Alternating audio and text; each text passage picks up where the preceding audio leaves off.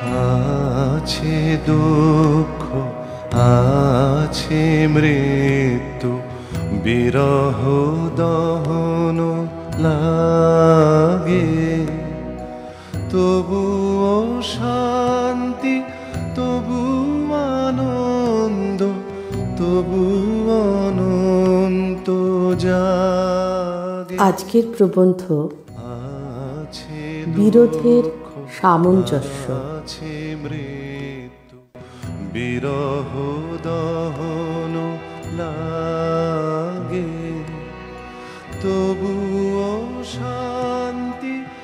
বেদ মন্ত্রে আছে মৃত্যু তাঁর ছায়া, অমৃত তাঁর ছায়া। উভয়কেই তিনি নিজের মধ্যে এক করে রেখেছেন। যার মধ্যে সমস্ত দ্বন্দ্বের অবসান হয়ে আছে, তিনি হচ্ছেন চরম সত্য। তিনি বিশুদ্ধতম জ্যোতি, তিনি নির্মলতম অন্ধকার। সংসারের সমস্ত বিপরীতের সমন্বয় যদি কোনো একটি সত্যের মধ্যে না ঘটে, তবে তাকে চরম সত্য বলে মানা যায় না। তবে তার মধ্যে যেটুকু কুলোলো না, তার জন্যে আর একটা সত্যকে মানতে হয় এবং সে দুটিকে পরস্পরের বিরুদ্ধ বলেই ধরে নিতে হয়। তাহলে অমৃতের জন্য ঈশ্বরকে এবং মৃত্যুর জন্যে শয়তানকে মানতে হয়। কিন্তু আমরা ব্রহ্মের কোনো শরীরকে মানি নে। আমরা জানি তিনিই সত্য। খণ্ড সত্যের সমস্ত বিরোধ তাঁর মধ্যে সামঞ্জস্য লাভ করেছে। আমরা জানি তিনি এক, অখণ্ড সত্তার সমস্ত বিচ্ছিন্নতা তার মধ্যে সম্মিলিত হয়ে আছে। কিন্তু এ তো হলো তত্ত্বকথা। তিনি সত্য, এই কথা জানলে কেবল জ্ঞানের জানা হয়। এর সঙ্গে আমাদের হৃদয়ের যোগ কোথায়? এই সত্যের কি কোনো রসই নেই? তা বললে চলবে কি করে? সমস্ত সত্য যেমন তাঁতে মিলেছে, তেমনি সমস্ত রসও যে তাঁতে মিলে গেছে। সেই জন্যে উপনিষদ তাঁকে শুধু সত্য বলেনি, তাঁকে রসস্বরূপ বলেছেন। তাঁকে সেই পরিপূর্ণ রসরূপে জানলে জানার সার্থকতা হয়। তাহলে দাঁড়ায় এই, যিনি চরম সত্য তিনি পরম রস, অর্থাৎ তিনি প্রেম স্বরূপ। নইলে তাঁর মধ্যে সব কিছুরই সমাধান হতে পারতই না। ভেদ ভেদই থাকত, বিরোধ কেবলই আঘাত করত, আর মৃত্যু কেবলই হরণ করে নিত। তাঁর মধ্যে যে সমস্তই মেলে, সেটা একটা তত্ত্বের মিলন নয়, তাঁর মধ্যে একটি প্রেম তত্ত্ব আছে। সেই জন্য সমস্তকে মিলতেই হয়। সেই জন্যই বিচ্ছেদ বিরোধ কখনোই চিরন্তন সত্য বস্তু হয়ে উঠতে পারে না। আমরা আর কোনো চরম কথা জানি বা না জানি, নিজের ভিতর থেকে একটি চরম কথা বুঝে নিয়েছি। সেটি হলো এই যে একমাত্র প্রেমের মধ্যেই সমস্ত দ্বন্দ্ব একসঙ্গে মিলে থাকতে পারে। যুক্তিতে তারা কাটাকাটি করে, কর্মেতে তারা মারামারি করে, কিছুতেই তারা মিলতে চায় না। প্রেমেতে সমস্তই মিটমাট হয়ে যায়। তর্কক্ষেত্রে, কর্মক্ষেত্রে যারা দিতিপুত্র ও অদিতিপুত্রের মতো পরস্পরকে একেবারে বিনাশ করবার জন্যেই সর্বদা উদ্যত, প্রেমের মধ্যে তারা আপন ভাই। তর্কের ক্ষেত্রে দ্বৈত এবং অদ্বৈত পরস্পরের একান্ত বিরোধী। হাঁ যেমন নাকে কাটে, না যেমন হাঁকে কাটে, তারা তেমনি বিরোধী। কিন্তু প্রেমের ক্ষেত্রে দ্বৈত এবং অদ্বৈত ঠিক একই স্থান জুড়ে রয়েছে। প্রেমেতে একই কালে দুই হওয়াও চাই, এক হওয়াও চাই। এই দুই প্রকাণ্ড বিরোধের কোনোটিই বাদ দিলে চলে না, আবার তাদের বিরুদ্ধ রূপে থাকলেও চলবে না। যা বিরুদ্ধ তাকে অবিরুদ্ধ হয়ে থাকতে হবে। এই এক সৃষ্টি ছাড়া কাণ্ড এ কেবল প্রেমেতেই ঘটে। এই জন্যে কেন যে আমি অন্যের জন্যে নিজেকে উৎসর্গ করতে যাই, নিজের ভিতরকার এই রহস্য তলিয়ে বুঝতে পারিনি। কিন্তু স্বার্থ জিনিসটা বোঝা কিছুই শক্ত নয়। ভগবান প্রেমস্বরূপ কিনা, তাই তিনি এককে নিয়ে দুই করেছেন, আবার দুইকে নিয়ে এক করেছেন। স্পষ্টই যে দেখতে পাচ্ছি, দুই যেমন সত্য, একও তেমনি সত্য। এই অদ্ভুত ব্যাপারটাকেও তো যুক্তির দ্বারা নাগাল পাওয়া যাবে না। এ যে প্রেমের কাণ্ড। উপনিষদে ঈশ্বরের সম্বন্ধে এই জন্যে কেবলই বিরুদ্ধ কথাই দেখতে পাই। ইয়া একা অবর্ণ বহুধা শক্তি যোগাৎ বর্ণানানেকন্নিহিতার্থ দধাতি। তিনি এক এবং তাঁর কোনো বর্ণ নেই, অথচ বহুধা শক্তি নিয়ে সেই জাতিহীন এক অনেক জাতির গভীর প্রয়োজন সকল বিধান করছেন। যিনি এক, তিনি আবার কোথা থেকে অনেকের প্রয়োজন সকল বিধান করতে যান? তিনি যে প্রেমস্বরূপ, তাই শুধু এক হয়ে তাঁর চলে না, অনেকের বিধান নিয়েই তিনি থাকেন। সপরিয়াগাত শুক্রং, আবার তিনি বেদধ্বাৎ শাশ্বতীভ্যা সমাভ্যা, অর্থাৎ অনন্ত দেশে তিনি স্তব্ধ হয়ে ব্যাপ্ত হয়ে আছেন, আবার অনন্ত কালে তিনি বিধান করছেন, তিনি কাজ করছেন। একাধারে স্থিতিও তিনি, গতিও তিনি। আমাদের প্রকৃতির মধ্যেও এই স্থিতি ও গতির সামঞ্জস্য আমরা একটি মাত্র জায়গাতে দেখতে পাই, সে হচ্ছে প্রেম। এই চঞ্চল সংসারের মধ্যে যেখানে আমাদের প্রেম, কেবলমাত্র সেইখানেই আমাদের চিত্তের স্থিতি। আর সমস্তকে আমরা ছুঁই আর চলে যাই, ধরি আর ছেড়ে দিই। যেখানে প্রেম, সেইখানেই আমাদের মন স্থির হয়, অথচ সেইখানে তার ক্রিয়াও বেশি। সেইখানে আমাদের মন সকলের চেয়ে সচল। প্রেমেতেই যেখানে স্থির করায়, সেইখানেই অস্থির করে। প্রেমের মধ্যেই স্থিতি গতি এক নাম নিয়ে আছে।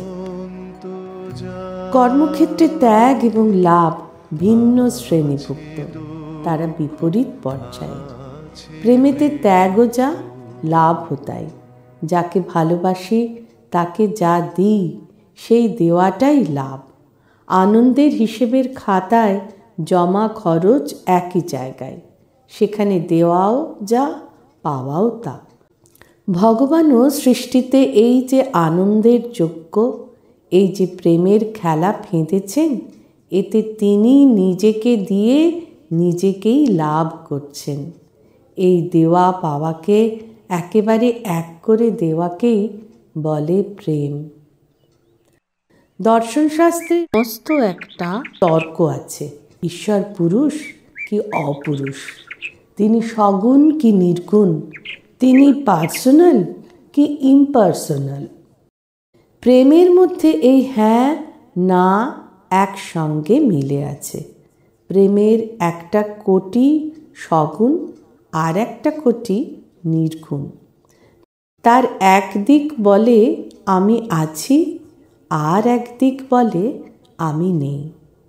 আমি না হলেও প্রেম নেই, আমি না ছাড়লেও প্রেম নেই। সেই জন্যে ভগবান সগুণ কি নির্গুণ সে সমস্ত তর্কের কথা কেবল তর্কের ক্ষেত্রেই চলে। সে তর্ক তাঁকে স্পর্শও করতে পারে না। পাশ্চাত্য ধর্মতত্ত্ব বলে আমাদের অনন্ত উন্নতি, আমরা ক্রমাগতই তাঁর দিকে যাই, কোনো কালে তাঁর কাছে যাইনি। আমাদের উপনিষদ বলছেন আমরা তাঁর কাছে যেতেও পারিনি, আবার তাঁর কাছে যেতেও পারি, তাকে পাইও না, তাকে পাইও। यतो वाचो निवर्तन्ते अप्राप्य मनसा सह आनन्दं ब्रह्मण विद्यान् न बिभेति कुतश्चन। এমন অদ্ভুত বিরুদ্ধ কথা একই শ্লোকের দুই চরণের মধ্যে তো এমন সুস্পষ্ট করে আর কোথাও শোনা যায়নি। শুধু বাক্য ফেরে না, মনও তাঁকে না পেয়ে ফিরে আসে, এ একেবারে সাফ জবাব। অথচ সেই ব্রহ্মের আনন্দকে যিনি জেনেছেন তিনি আর কিছু থেকে ভয় পান না।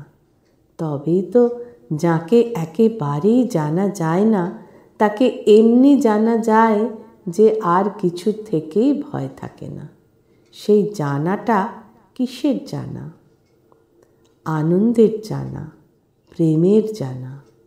এ হচ্ছে সমস্ত না জানাকে লঙ্ঘন করে জানা। প্রেমের মধ্যেই না জানার সঙ্গে জানার ঐকান্তিক বিরোধ নেই। স্ত্রী তাঁর স্বামীকে জ্ঞানের পরিচয় সকল দিক থেকে সম্পূর্ণ না জানতে পারে, কিন্তু প্রেমের জানায়, আনন্দের জানায় এমন করে জানতে পারে যে কোনো জ্ঞানী তেমন করে জানতে পারে না। প্রেমের ভিতরকার এই এক অদ্ভুত রহস্য যে যেখানে একদিকে কিছুই জানি নে সেখানে অন্যদিকে সম্পূর্ণ জানি। প্রেমেতেই অসীম সীমার মধ্যে ধরা দিচ্ছেন এবং সীমা অসীমকে আলিঙ্গন করছে।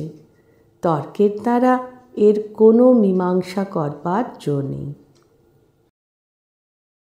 ধর্মশাস্ত্রে তো দেখা যায় মুক্তি এবং বন্ধনে এমন বিরুদ্ধ সম্বন্ধ যে কেউ কাউকে রেয়াত করে না। বন্ধনকে নিঃশেষে নিকাশ করে দিয়ে মুক্তি লাভ করতে হবে, এই আমাদের প্রতি উপদেশ। স্বাধীনতা জিনিসটা যেন একটা চূড়ান্ত জিনিস। পাশ্চাত্য শাস্ত্রেও এই সংস্কার আমাদের মধ্যে বদ্ধমূল করে দিয়েছে। কিন্তু একটি ক্ষেত্র আছে যেখানে অধীনতা এবং স্বাধীনতা ঠিক সমান গৌরব ভোগ করে। এ কথা আমাদের ভুললে চলবে না। সে হচ্ছে প্রেম।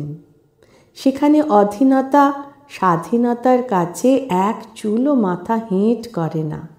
প্রেমই সম্পূর্ণ স্বাধীন এবং প্রেমই সম্পূর্ণ অধীন। ঈশ্বর তো কেবলমাত্র মুক্ত নন, তাহলে তো তিনি একেবারে নিষ্ক্রিয় হতেন। তিনি নিজেকে বেঁধেছেন।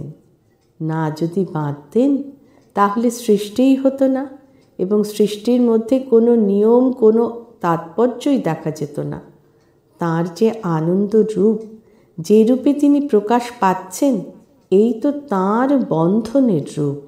এই বন্ধনেই তিনি আমাদের কাছে আপন, আমাদের কাছে সুন্দর। এই বন্ধনই তাঁর আমাদের সঙ্গে প্রণয় বন্ধন। এই তাঁর নিজকৃত স্বাধীন বন্ধনেই তো তিনি আমাদের সখা, আমাদের পিতা। এই বন্ধনে যদি তিনি ধরা না দিতেন তাহলে আমরা বলতে পারতুম না যে স এব বন্ধুর জর্ণিতা স বিধাতা।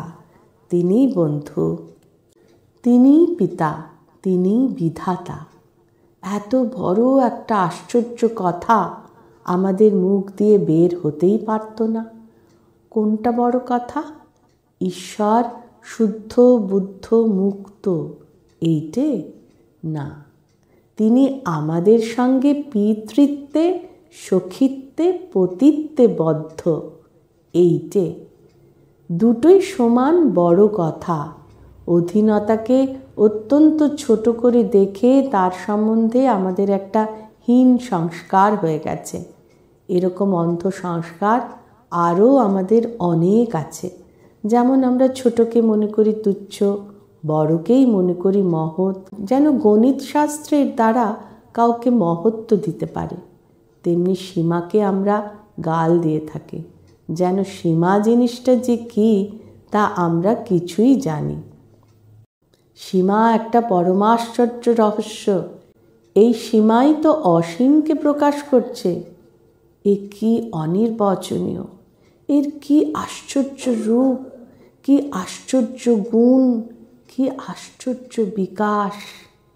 এক রূপ হতে আর এক রূপ, এক গুণ হতে আর এক গুণ, এক শক্তি হতে আর এক শক্তি।